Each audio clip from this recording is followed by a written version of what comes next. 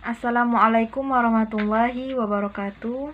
Alhamdulillahirrabbilalamin. Assalatu wassalamu ala asrofil anbiya'i wal mursalin wa ala alihi washabihi ajma'in, amma ba'. Yang terhormat Bapak dosen pengampu mata kuliah Filsafat Pendidikan, Bapak Amiruddin, dan teman-teman seperjuangan yang saya sayangi. Perkenalkan, nama saya Vika Elpiani. Saya dari Prodi Pendidikan Agama Islam semester 4. Baiklah, di sini saya akan menyelesaikan tugas saya, yaitu tentang hakikat kurikulum dalam perspektif Islam. Yang pertama, hakikat kurikulum adalah suatu rancangan dalam pendidikan yang disusun untuk diterapkan pada peserta didik oleh seluruh pelaksanaan pendidikan. Dalam pendidikan, seorang guru menjadi peran utama dalam proses pembelajaran dan keberhasilan kurikulum. Pada penerapannya, kurikulum juga disebut usaha atau upaya yang dilakukan agar tujuan yang telah disepakati tercapai. Yang kedua, pengertian fungsi kurikulum. Fungsi kurikulum untuk peserta didik. Bagi peserta didik, fungsi kurikulum adalah sarana untuk mengukur kemampuan diri dan konsumsi pendidikan. Hal ini berkaitan juga dengan pengejaran target-target yang membuat peserta didik dapat mudah memahami berbagai materi ataupun melaksanakan proses pembelajaran setiap harinya dengan mudah. Selain itu, juga diharapkan agar peserta didik mendapatkan pengalaman-pengalaman baru yang di masa depan dapat dikembangkan sesuai dengan perkembangannya dan bisa menjadi bekal kehidupan nantinya. Selain itu, fungsi kurikulum bagi peserta didik adalah mempermudahkan mereka dalam memetakan jadwal yang akan mereka buat nantinya. Dengan jadwal ini, mereka dapat membagi waktu untuk mengerjakan pekerjaan yang harus dikerjakan sesuai dengan tuntunan oleh guru atau pendidik nantinya. Kurikulum akan mempermudah peserta didik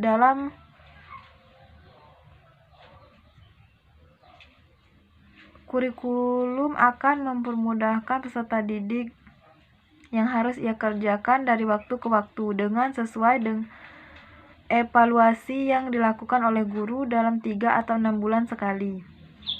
Yang ketiga, jelaskan komponen kurikulum. Komponen kurikulum pendidikan Islam. Dari definisi tentang pengertian kurikulum di atas dapat disimpulkan bahwa kurikulum pendidikan Islam mempunyai 4 unsur atau aspek utama, yaitu tujuan. Yang pertama yaitu tujuan pendidikan.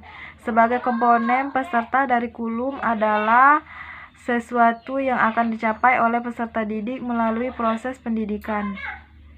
Menurut Rahman, ada 2 istilah tujuan pendidikan, yaitu tujuan khusus. Tujuan khusus yaitu untuk mengembangkan manusia sedemikian rupa sehingga semua pengetahuan yang diperolehnya akan menjadi organ pada keseluruhan pribadi yang kritis dan kreatif.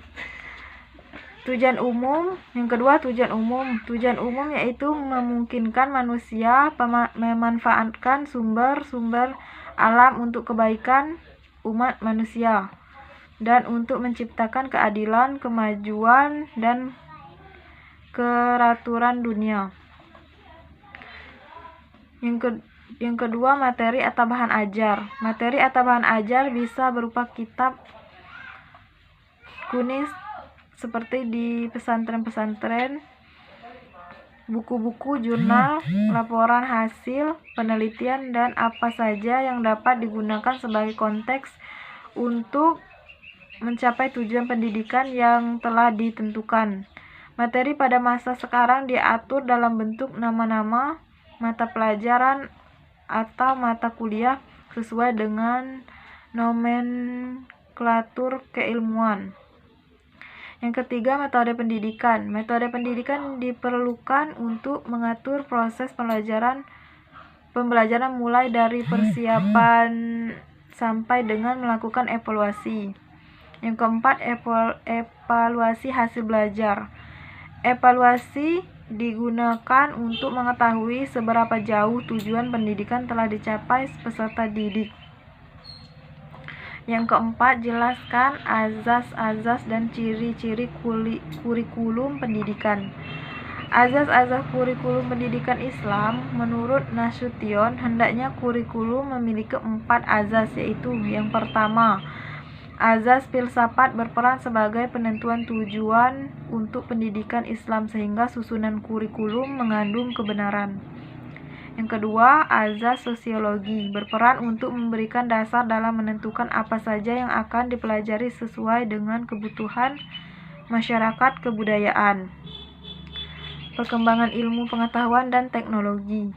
Yang ketiga, azas organisatoris berfungsi untuk memberikan dasar dalam bentuk bagaimana bahan pelajaran itu disusun dan penentuan luas urutan mata pelajaran.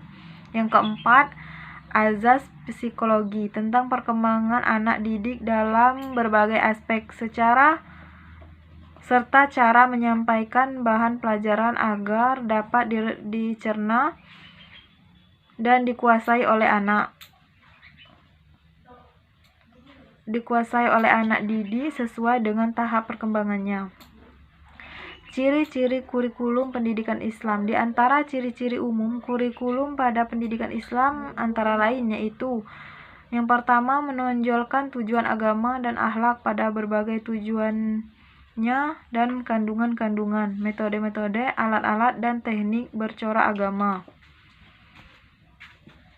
Segala yang diajarkan dan diamalkan dalam lingkungan agama dan akhlak dan berdasarkan pada Al-Quran, Sunnah, dan peninggalan orang-orang terdahulu yang soleh.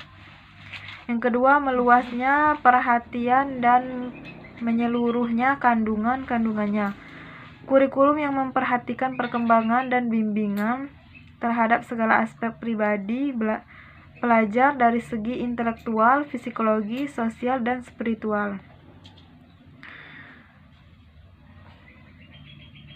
Di samping menaruh perhatian kepada perkembangan dan bimbingan terhadap aspek spiritual bagi pelajar dan pembinaan akidah yang betul padanya, menguatkan hubungan dengan Tuhannya, menghaluskan akhlaknya melalui kajian terhadap ilmu-ilmu agama, latihan spiritual dan mengamalkannya syair-syair agama dan akhlak Islam. Kurikulum ini meliputi ilmu-ilmu Al-Quran termasuk tafsir, bacaan, dan lain-lain. Ilmu-ilmu hadis, ilmu tauhid, ilmu nahwu, shorab, dan lain-lain. Yang ketiga, ciri-ciri keseimbangan yang relatif di antara kandungan-kandungan kurikulum dari ilmu-ilmu, dari seni atau dan pengalaman-pengalaman. Kurikulum pendidikan Islam, sebagaimana ia terkenal dengan menyeluruhnya perhatian dan kandungannya, juga menaruh perhatian untuk mencapai perkembangan yang menyeluruh, lengkap, melengkapi, dan berimbang antara orang dan masyarakat.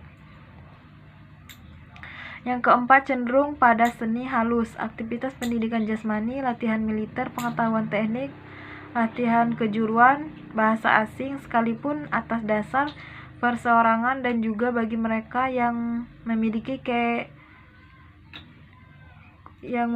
bakat bagi perkara-perkara ini, mempunyai keinginan untuk mempelajari dan melatih diri dalam perkara itu. Dan yang terakhir, perkaitan antara kurikulum dalam pendidikan Islam dalam kesediaan pelajar-pelajar dan minat, kemampuan, kebutuhan, dan perbedaan perseorangan di antara mereka. Baiklah, mungkin hanya inilah yang dapat saya sampaikan. Lebih dan kurangnya saya mohon maaf, dan saya akhiri. Wassalamualaikum warahmatullahi wabarakatuh.